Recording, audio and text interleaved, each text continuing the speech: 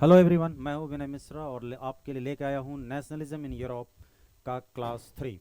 तो आज देखेंगे, कल तक मैंने जो पहले क्लास में मैंने डिस्कस कर रखा था what is nationalism and features of nationalism. उसके बाद मैंने डिस्कस कर रखा था Frederick Sorio and hits paintings and features of Frederick Sorio paintings.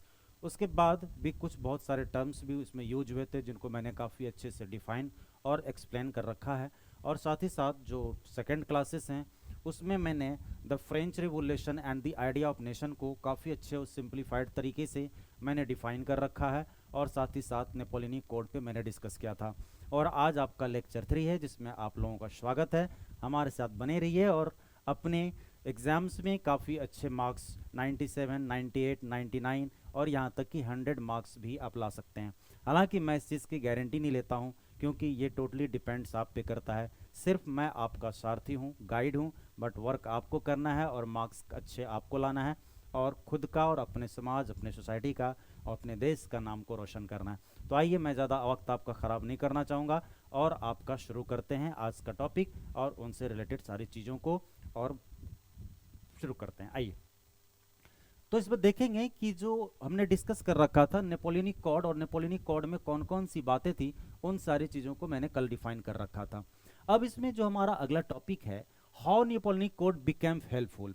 अब इसमें था कि जो नेपोलियनिक कोड है वो हेल्पफुल कैसे हुआ, क्या उसमें ऐसी बेनिफिट चीज़ें थी। क्योंकि आपको याद होगा कि इसमें देखेंगे, जब कल सेकेंड क्लास लेक्चर सेकेंड आप देखेंगे तो उसमें आप देखेंगे कि मैंने ये बता रखा है कि जो नेपोलियन है उन्होंने डिस्ट्रॉय तो डेमोक्रेसी को किया है, जो कि एनसीईआरटी में डिफाइन नहीं मैंने कहा, और मैंने उसको एक्सप्लेन किया है कि कैसे उन्होंने डेमोक्रेसी को डिस्ट्रॉय किया है। बट उनके साथ जो सबसे अच्छी चीज़ें थी कि नेपोलियनिक कोड में उन सारी चीज़ों को इंक्लूड किया गया है जो कि जो नेशनलिस्ट थे, जो वहाँ के रिवॉल्यूशनरीज थे, जिनका डिमांड था, उन सारे डिमांड्स को उसमें इनपुट किया गया था।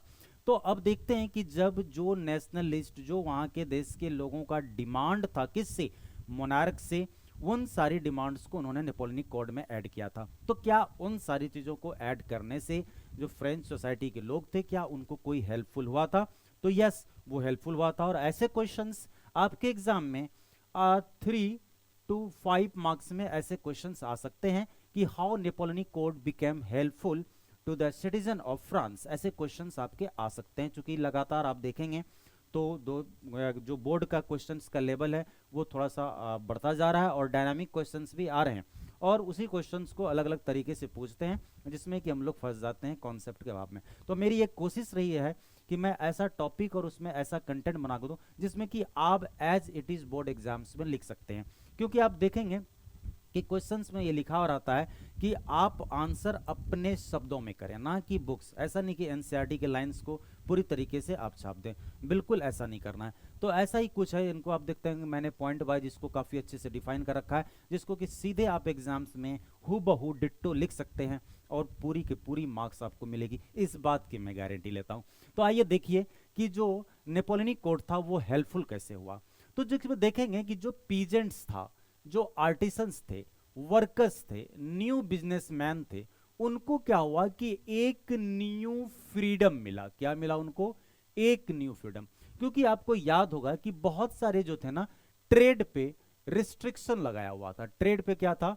रिस्ट्रिक्शन लगा हुआ था वहां पर, फ्रांस या यूरोप की बात करें, जिससे कि वहां के जो ट्रेडर्स थे, मर्चेंट्स थे, उनको ट्रेड करने में काफ़ी दिक्कतें आ रही थी। जैसे गिल्ड सिस्टम था, जो मैंने कल के लेक्चर में उनको पूरी तरीके से गिल्ड सिस्टम को भी उन्हें डिफाइन कर रखा है, जो आप देखेंगे तो पता चलेगा। तो उसमें क्या किया था कि उन्होंने बहुत सारे तरह के रिस्ट्रिक्शन लगा रखे थे। और आपको पता होगा कि अगर ट्रेड में रिस्ट्रिक्शन हो तो लोगों को दिक्कतें आएंगी। पीजेंट्स के साथ प्रॉब्लम था, आर्टिसंस के साथ प्रॉब्लम था, वर्कर्स के साथ प्रॉब्लम था, और कुल मिलाकर के इन सबको अब एक फ्रीडम मिला है कि जो जैसा अपने अपने क्वालिटी को, अपने अपने पोटेंशियल को अब एक्सप्लोर कर सकते हैं और उस पोटेंशियल की मदद से वो अच्छा खासा डेवलपमेंट कर सकते हैं। तो उन्होंने किया। दूसरी चीज कि जो बिजनेसमैन थे, स्मॉल स्केल प्रोड्यूसर जो था, उन्होंने क्या किया कि जो यूनिफॉर्म लॉ था और वेट एंड मेजर्स था एंड कॉमन करेंसी जो था, ये पूरे क्या क्या हेल्प, जो movement of exchange of goods and capital from one region to another region. आप देख सकते हैं इसको काफ़ी अच्छे तरीके से मैंने डिफाइन किया है, और कल की क्लास को आप देखेंगे लेक्चर 2 को, तो और भी ज़्यादा चीज़ें आपकी क्लियर होगी, क्योंकि इसमें मैंने ये सारी चीज़ें नेपोलियनिक कोड में डिस्कस कर रखा है कि कैसे uniform law, weight and measures जो होता है, एंड कॉमन करेंसी जो लोगों को हेल्प करता है। तो इस तरीके से ये जो सारी चीज़ें थी, अब क्या हुआ कि जो सारे जो रिस्ट्रिक्शन थे, जब वो रिस्ट्रिक्शंस हट गया, और जैसा कि मैंने कल थोड़ा सा एक बार आपको रिकैप करवा देता हूं कि जैसे मैंने बताया था कि यूरोप में प्रॉब्लम क्या था, अगर आप एक प्लेस सपोज कीजिए ए और दूसरा प्लेस है बी, अगर आप एक प्लेस पर, यहां पर क्या है कि अगर आप देखेंगे वेट, यहां अगर 1000 ग्राम का, अगर 1000, अगर सपोज कीजिए कि यहां पर ये 900 ग्राम का 1 केजी है, ठीक है, तो यहां पर आपको पता चलेगा कि ये 1000 ग्राम का 1 केजी हो रहा है, ठीक है। वहीं दूसरी तरफ देखेंगे कि यहां पर 700 ग्राम का 1 केजी है, तो दूसरी तरफ क्या हो रहा है कि यहां पर पता चलेगा 1100 ग्राम का 1 केजी है। तो इससे क्या होगा कि आपको ट्रेड करने में काफी प्रॉब्लम्स होगा, और साथ ही साथ exchange of goods and capital एक एरिया से दूसरे एरिया पॉसिबल नहीं हो पाएगा, और ये तभी पॉसिबल हो पाएगा जिसके जब यूनिफॉर्म लॉ हो, एक जैसा लॉ हो, एक जैसा वेट हो, एक जैसा मेजर्स हो, तभी जा करके। क्योंकि आपको याद होगा कि फ्रेंच सोसाइटी में जो मेजरमेंट था वो एली में किया जा रहा था, जब आप अपने बुक को देखेंगे तो इस एली में किया जा रहा था, और इसमें भी सेंटीमीटर को लेकर के प्रॉब्लम्स था। कहीं पर 100 centimetre is equal to 1 metre, तो कहीं पर देखेंगे आप 120 सेंटीमीटर इज 1 मीटर। तो इस तरीके के ये भी डिफरेंसेस थे, जिसकी वजह से काफी लोगों को परेशानियां हो रही थी, और जिसकी वजह से जो ट्रेड था वो फ्लरिश नहीं हो पा रहे थे, और उसी वजह से जो न्यू बिजनेसमैन थे, या फिर कह लीजिए आर्टिसंस था, अगर जरा सा इमेजिन करिए कि एक आर्टिस्ट का कोई भी चीज वो बनाता है, सपोज कीजिए कोई बास्केट बनाता है, खूबसूरत बास्केट, और अगर वो बास्केट उसका सिर्फ एक ही एरिया में बिक रहा है, जिस एरिया में बना पा रहा है, तो क्या कभी उसका फाइनेंशियल कंडीशन बेहतर हो पाएगा? तो नो सर, बिल्कुल नहीं हो पाएगा। ये तब पॉसिबल है कि आज यहां पर उन चीजों को बना रहा है, और पूरे इंडिया में वो सारी चीजें एक जगह से दूसरे जगह पर लोग उसको खरीदना शुरू करें, तो ऑब्वियसली इसका डिमांड बढ़ेगा, और इसका डिमांड बढ़ेगा तो इकोनॉमिक्स क्या कहता है, जब किसी भी चीज का डिमांड बढ़ता है तो उसकी प्राइस भी बढ़ती है। ये इकोनॉमिक्स का रूल है। इकोनॉमिक्स का क्या रूल है कि अगर किसी भी चीज का डिमांड बढ़ता है तो उसकी प्राइस भी बढ़ती है। तो ऐसे कंडीशन में क्या होगा, जो पीजेंट्स है, आर्टिसंस, वर्कर, बिजनेसमैन, ये सब का क्या होगा कि इकोनॉमिक कंडीशन बेहतर होगा, और पूरी तरीके से जो सोसाइटी है वो फ्लरिश करेगी, डेवलपमेंट होगा, प्रॉस्पेरिटी आएगी सोसाइटी में। तो ये सारी चीजें नेपोलियनिक कोड की वजह से पॉसिबल हो पाया, चूंकि नेपोलियनिक कोड में ही uniform law, weight and measures, common currency, ये सारी चीजों को लाया गया, और उसका रिजल्ट क्या हुआ, उसका बेनिफिट क्या हुआ। आपसे अगर सपोज कीजिए एक क्वेश्चन ऐसे भी बना दिया जाए, अगर बोर्ड थोड़ा सा और स्मार्ट बनना चाहे, कि what are the benefits of uniform law, again this will the answer. अगर वो पूछ देता है weight and measures, how weight and uniform weight and measures and laws became helpful in the France, again you can write this answer। अब इसमें देखेंगे कि ये तो सारी चीजें आपने पॉजिटिव देखा कि जो नेपोलियनिक कोड था उसमें इतनी सारी पॉजिटिव चीज थी, उनसे लोगों को बेनिफिट हुआ, तो क्या इसका कुछ नुकसान भी हुआ? तो you know very well my friends, every coin has two sides. आपने ये प्रोवर्ब सुना होगा कि हर एक सिक्के का दो पहलू होता है। अगर किसी भी चीज में पॉजिटिव है तो आप ये मान के चलिए कि उसमें नेगेटिव भी कुछ ना कुछ होगा, और बिल्कुल राइट यहां पर वैसा ही है। कि अब इसमें देखेंगे ड्रॉबैक का मतलब क्या होता है, कमी। ड्रॉबैक का मतलब क्या होता है कि कमी। अब देखते हैं कि ये तो हमने फायदा देखा था, ये सारी चीजें क्या थी कि नेपोलियनिक कोड का फायदा था। अब इसका क्या कोई ड्रॉबैक्स भी है, इसमें कुछ कमी भी है? तो यस, इसमें कमी थी। तो क्या कमी थी? नेपोलियनिक रूल में क्या कमी थी? यहां तो नेपोलियनिक रूल की कमियों की बात करें तो आप देखेंगे कि अगर स्टार्टिंग की बात करें, यहां पर शब्दों को ध्यान देंगे आप, वर्ड्स को, इनिशियली मतलब जब नेपोलियन ने रूल करना शुरू किया उस समय की बात है। तो उस समय में क्या हुआ कि फ्रेंच आर्मी को हर जगह harbinger of liberty, that means कि लोगों को लगा कि ये एक मसीहा है और ये हम लोगों को लिबर्टी दिलाने के लिए आया, आज़ादी दिलाने के लिए। किससे? तो याद होगा डिस्पोटिज्म से, जो कि कल मैंने डिस्कस किया था। What is despotism? That means, despotism means क्या हुआ कि ऐसे रूलर जो अनकंट्रोल्ड हो, और वो कौन था? तो यस, मोनार्क। उस मोनार्क रूल से इन लोगों को क्या दिलाएगा? आजादी दिलाएगा, ऐसा लोग सोचते थे। इसीलिए फ्रेंच आर्मी का मतलब क्या? Napoleonic army. ध्यान रखिएगा, उसकी आर्मी को लोगों ने पूरे यूरोप में स्वागत किया, वेलकम किया। जहां भी नेपोलियन का आर्मी जाता था, लोग उनको स्वागत करते थे, उनके साथ लोग ट्रूप्स में ज्वाइन करते थे कि यस, हमें मोनार्क के अगेंस्ट में लड़ना है और अपने देश को आज़ाद कराना है। किससे? एक डिस्पोटिज्म से, दैट मीन्स एक एब्सोल्यूट मोनार्क से। तो ऐसे कंडीशन में लोग क्या करना शुरू कर दिए कि नेपोलियन का साथ देना शुरू कर दिया, और जिसकी वजह से आगे आप देखेंगे कि नेपोलियन ने बहुत सारे एरिया को जीता और फ्रेंच सोसाइटी में उन्होंने मर्ज किया था, एनेक्स्ट किया था। तो बिल्कुल कुछ ऐसा यहाँ भी है।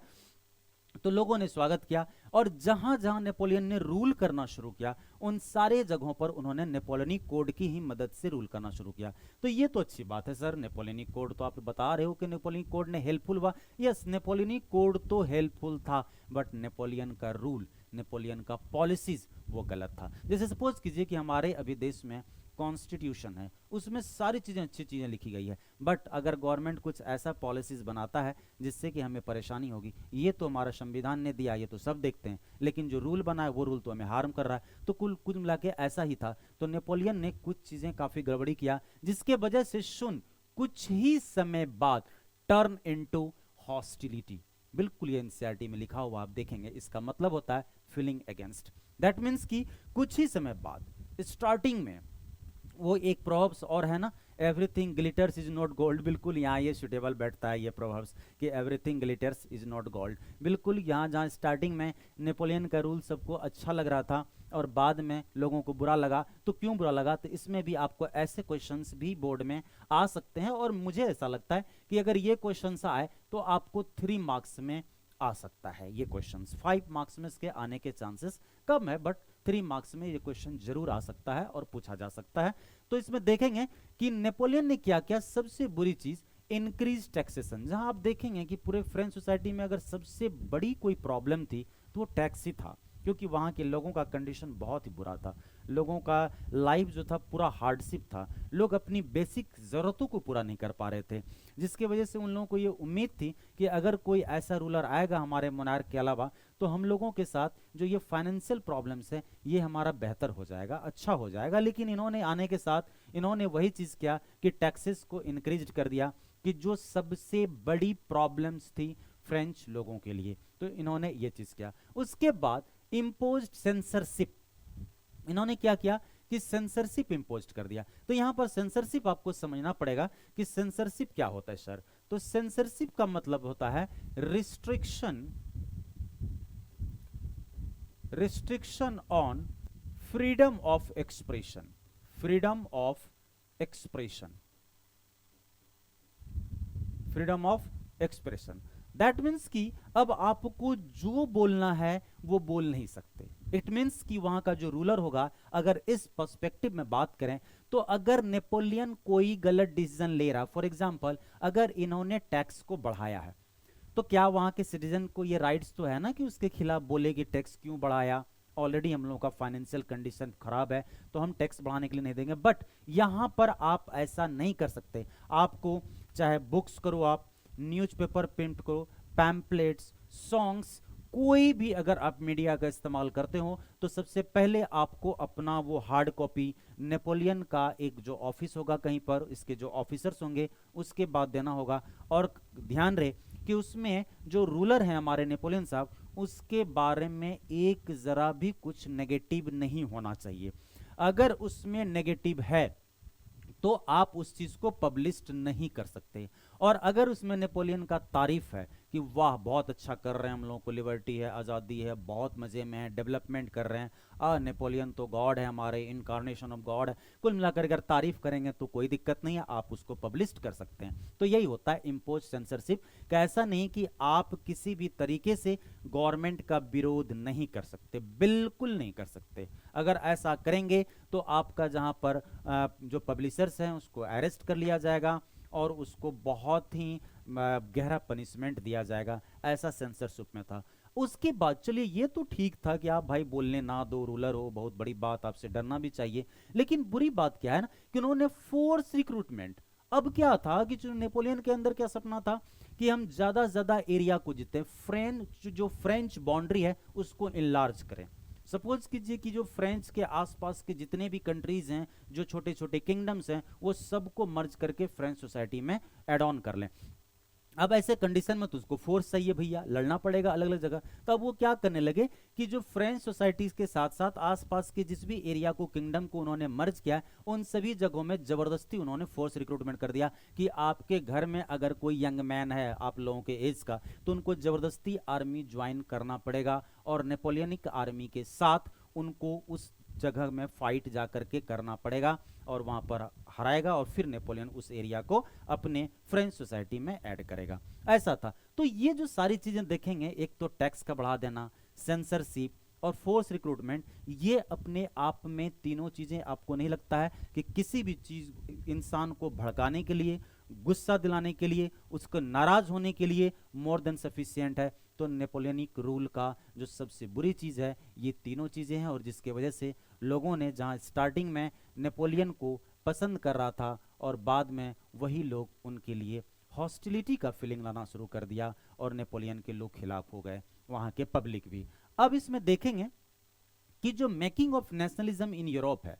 अब नेशनलिज्म तो भैया आपको मैंने पहले क्लास में काफी अच्छे से डिफाइन कर रखा है, लेकिन फिर भी मैं थोड़ा सा यहाँ आपको बताता हूं कि नेशनलिज्म का मतलब क्या हुआ कि पूरे यूरोप के लोगों को ओपिनियन में वनलेस ना ला, क्या लाना कि अपने अपने देशों के किंगडम के मोनार्क को डिथ्रोन करना और उसके जगह पर डेमोक्रेटिक एंड रिपब्लिक को सेटअप करना। अब ये आइडियोलॉजी सबके अंदर डेवलप करना क्या आपको आसान लगता है? क्योंकि अलग अलग एरिया, अलग अलग कल्चर, अलग अलग माइंडसेट, अलग अलग प्रॉब्लम्स, और उस जमाने में इतना इंटरेक्शन का कोई मीडियम भी नहीं था जैसे कि आज के डेट में हमारे पास बहुत सारे सोर्सेस हैं जिससे कि हम अपनी बातों को एक रूम में बैठे बैठे दुनिया तक पहुंचा सकते हैं। बट उस समय में ऐसा कुछ नहीं था, फिजिकली ही चीज़ों को आप जाकर के लोगों के बीच में उसको स्प्रेड कर सकते थे, अवेयरनेस फैला सकते थे, और बार बार आपको किसी भी पर्सन को मोटिवेट करना पड़ता कि नहीं आप आओ और इस को ज्वाइन करो, और फाइनली नेपोलियन को क्या करना है कि सारी जगहों पे चीज़ों को बेहतर करना है। तो अब देखेंगे कि अब यहाँ पर कुछ चीज़ें हैं जो मैंने फिर भी कोशिश किया है कि इसको काफ़ी अच्छे से और इजी लैंग्वेज में मैं लिख डालूं, क्योंकि अगर आपसे ये क्वेश्चन पूछ सकता है, और ये क्वेश्चन आपको मेरे ख्याल से 5 और 3 मार्क्स में आ सकते हैं कि why it was difficult to making of nationalism या spread of nationalism in Europe.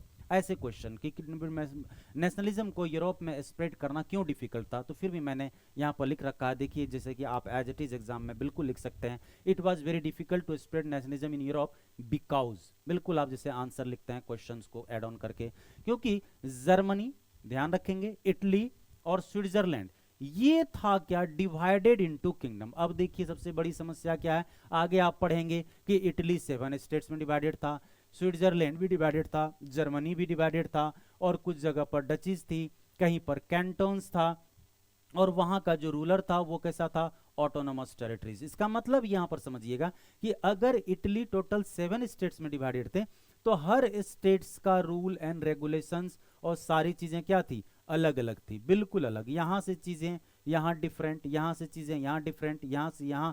अब कैसे इन सारे लोगों को हम यूनाइटेड करें, ये बहुत ही डिफिकल्ट टास्क होता है। क्योंकि आप देखिए अगर ये सिर्फ पूरा एक कंट्री होता तो फिर भी आसान था, अलग अलग किंगडम्स, अलग अलग रूलर्स, अलग अलग तरह के सारे सिस्टम्स, और सबको एक साथ यूनाइटेड करना कितनी बड़ी मुश्किल काम थी। तो ये आप देख सकते हैं इटली भी टोटल 7 स्टेट्स में डिवाइडेड था, जो कि आगे आप देखेंगे स्विट्जरलैंड भी था।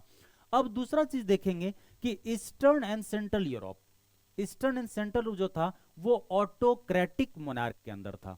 ऑटोक्रेटिक आप कह सकते हैं वो डिस्पोटिज्म रूरल अंडर अनकंट्रोल। तो इसमें ऑटोक्रेटिक का मतलब क्या हुआ, power was concentrated, power was concentrated in single hand, power was concentrated in single hand, ऐसी समस्या थी। तो अब वहां पर भी लोगों को कैसे यूनाइटेड करें, ये तो बहुत बड़ी डिफिकल्ट। आप एक चीज ध्यान रखेंगे, यहां से एमसीक्यू से भी क्वेश्चंस आ सकते हैं कि जो ईस्टर्न यूरोप था वो किसके अंदर रूल में था, तो ऑटोक्रेटिक। अब देखेंगे दे डिड नॉट मतलब people Europe share collective identity. अब दूसरी बड़ी समस्या देखिए, नॉट, यहां ध्यान देखेंगे कि कलेक्टिव आइडेंटिटी नहीं था या कोई कॉमन कल्चर नहीं था। मतलब समस्या देखिए, यहां के लोगों का अलग कल्चर, यहां के लोगों का अलग कल्चर। अब यहां कोई ऐसी चीजें नहीं थी जिसकी मदद से लोगों को आप यूनाइटेड कर पाते, कोई ऐसा कॉमन फैक्टर था ही नहीं। मतलब कि each and everything was different from north to south, east to west. Then how will you develop the sense of collective identity? Oh my god, really it was a very difficult, and I salute the people of Europe who changed the rule from monarch to democratic and republic setup. Truly it was very difficult, क्योंकि यहां पर देखिए कोई collective identity था ही नहीं, कोई common identity नहीं था, ना तो कॉमन कल्चर था। अरे यहां तक तो देखिए भैया, दे स्पोक डिफरेंट लैंग्वेजेस। मतलब नॉर्थ के लोगों का अलग लैंग्वेज, साउथ के लोगों का अलग लैंग्वेज, ईस्ट के लोगों का अलग लैंग्वेज, वेस्ट के लोगों का अलग लैंग्वेज, सेंट्रल के लोगों का अलग लैंग्वेज। मतलब जो कि सबसे, अगर नेशनलिस्ट सेंटीमेंट डेवलप करने में मेरे ख्याल से अगर पूरे हिस्ट्री में सबसे इंपॉर्टेंट रोल अगर कोई चीज प्ले किया है तो वो दो चीजें हैं। वो है एक तो आपका लैंग्वेज, एंड दूसरे नंबर पर वो है आपका कल्चर। लैंग्वेज एंड कल्चर अगर सबसे ज्यादा इंपॉर्टेंट रोल प्ले किया है नेशनलिस्ट सेंटीमेंट लोगों के अंदर में डेवलप करने में, और लोगों के अंदर में कलेक्टिव आइडेंटिटी को डेवलप करने में, सेंस ऑफ नेशनलिज्म को डेवलप करने में अगर सबसे इंपॉर्टेंट रोल प्ले किया हुआ है लैंग्वेज एंड कल्चर। आप पूरा बुक देख लो, पूरी हिस्ट्री को पढ़ लो, और यहाँ कल्चर भी डिफरेंट एंड लैंग्वेज भी डिफरेंट। ये कितना डिफिकल्ट चीज था, जरा सोच सकते हैं आप। तो यहां से भी क्वेश्चंस आपको आ सकते हैं, तो ध्यान रहे क्वेश्चन पूछने का तरीका सिर्फ चेंज हो जाता है, वर्ड्स चेंज हो जाता है, बट मैटर एंड कंटेंट आपको सेम लिखना है। जो कि आप प्रीवियस ईयर क्वेश्चंस देखेंगे तो आपको बेहतर तरीके से पता चल जाएगा। आइए तो आगे हम लोग चलते हैं। यहाँ तक आपको पूरी तरीके से समझ में आ गया होगा, लेकिन अगर इसमें से किसी और टॉपिक पे लगता है कि और भी वीडियोस बननी चाहिए तो आप बिल्कुल मुझे कमेंट कर सकते हैं, और मैं उस पर कोशिश करूंगा कि आपके लिए और भी सिंपल तरीके से सिंप्लीफाइड करके कंटेंट को मैं आप लोगों के सामने रखूं। तो आइए हम लोग चलते हैं आगे, देखते हैं आगे हमारे पास क्या है। अब यहां देखिएगा कि यूरोपियन सोसाइटी का स्ट्रक्चर का बात हो रहा है कि कैसा था European society, not it is a French society. चूंकि ध्यान रहे, कंफ्यूज नहीं होना भैया, फ्रेंच सोसाइटी क्या था, ऐसा नहीं कि सर क्या कर रहे हो, उधर कुछ और पढ़ा रहे उधर नहीं। यहां पर फ्रेंच सोसाइटी में था क्या, फर्स्ट स्टेट, ठीक है, सेकेंड एंड थर्ड स्टेट, ऐसा कुछ था। तो ये बात कर रहा है यूरोपियन सोसाइटी का, पूरे यूरोप का। तो इसमें एक था द न्यू मिडिल क्लास, दूसरा था अरिस्टोक्रेसी, और तीसरा था पीजेंट्री। ये अरिस्टोक्रेसी कौन है, वही नोबल, जो लैंडलॉर्ड्स, इसको आप लिख सकते हैं जो बड़े बड़े लैंडलॉर्ड्स थे, जो जमींदार आदमी थे। रिच मैन भी बुला लीजिए आप इसको, चलेगा, रिच मैन, ये रिच मैन थे। और ये द न्यू मिडिल क्लास, तो ये मिडिल क्लास आपको पूछ सकता हूं, वर द मिडिल क्लास, ये क्वेश्चन आ सकते हैं, और ये क्वेश्चन आपको 2-3 मार्क्स में आ सकता है। तो who were the middle class, तो आप क्या लिखेंगे, इट कंसिस्ट ऑफ, देखिए मैंने बिल्कुल आपके एग्जाम के पॉइंट ऑफ व्यू से आपके लिए बना के रखा है, ताकि बिल्कुल आप एग्जाम में एज इट इज लिखेंगे और आपको पूरी का पूरी मार्क्स मिलेगा। कि it consist of industrialist, doctors, teachers, educated people, ये सारे चीजें थे। और इनका सबसे खास बात क्या था कि ये एक न्यू आइडिया के साथ आया था, आइडिया ऑफ लिबरलिज्म। तो अब यहां पर समझना है कि व्हाट इज लिबरलिज्म, आपको पूछ सकता है what is liberalism, features of liberalism, ये सारी चीजें। या और थोड़ा टफ बनाना चाहेगा, what was the features brought by the middle class, ऐसे कुछ भी क्वेश्चंस बना सकते हैं। मैंने बिल्कुल बोर्ड को रख करके ध्यान में आपके लिए नोट्स तैयार किया है, ताकि आपका एफर्ट मिनिमाइज हो। और इस टाइम को मैं अपने ऑफलाइन क्लासेस में भी बच्चों से कहता हूं कि मैं आपका काम इजी कर देता हूं, और इसके बदले इस टाइम को आप खास करके मैथ्स और साइंस पे दें, जहां की आपके लिए टफ भी होता है और वहां से आपको मार्क्स भी लाना और ज़्यादा से ज़्यादा प्रैक्टिस भी खोजता है। और यहाँ सिर्फ मैंने आपको ऐसे नोट्स बना दिए हैं, ट्रस्ट में सिर्फ मेरे नोट्स पढ़ करके मेरे ऑफलाइन क्लासेस के बच्चे 98-99 मार्क्स बहुत सारे बच्चों का है। ये मैं आपसे मैं ये आपको बता रहा हूँ, ये बिल्कुल सही बात है, और इसलिए कि आपका टाइम बचे, ताकि बाकी जगह पर आप एफर्ट डालें और ज़्यादा से ज़्यादा मार्क्स गेन कर पाएँ।